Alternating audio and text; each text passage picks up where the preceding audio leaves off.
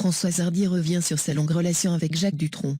Bien que séparés aujourd'hui, ses sentiments semblent toujours aussi forts pour celui qu'elle appelle encore l'homme de sa vie. Il a été, est toujours l'homme de ma vie et notre lien me semble indestructible. Voilà comment Françoise Hardy résume sa relation, longue de 23 ans, avec Jacques Dutronc, qui réside désormais en Corse.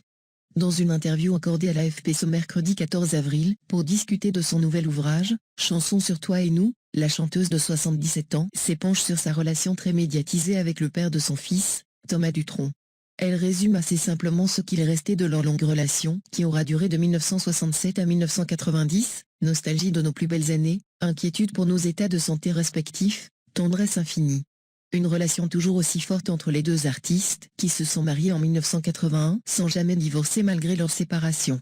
La chanteuse avait d'ailleurs consacré un album entier, Entr'actes, sorti en 1974, à celui qu'elle considère comme son plus grand amour, mais qui l'a parfois délaissé.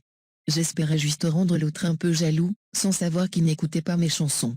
Quand je relis les textes de cet album, je suis quand même étonnée qu'en ne le connaissant pas si bien que ça, j'ai compris certaines de ses dissociations et certains de ses besoins, qui sont ceux d'une majorité d'hommes, déclare-t-elle.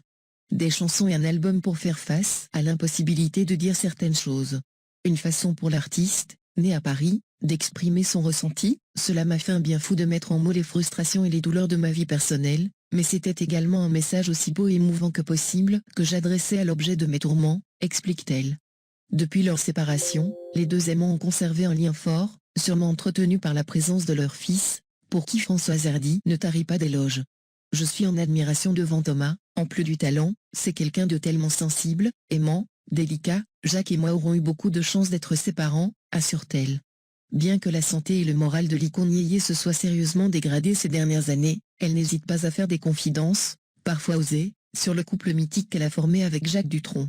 Actuellement en tournée promotionnelle, Françoise Hardy a accordé une interview à l'AFP ce mercredi 14 avril. Elle revient sur sa condition physique et le moins que l'on puisse dire c'est que les choses ne vont pas bien pour l'artiste.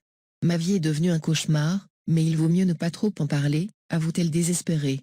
La mère de Thomas Dutronc s'est battue pendant plusieurs années contre un cancer du pharynx et lorsqu'on lui demande si elle estime inconcevable la sortie d'un nouvel album, sa réponse est très claire, totalement.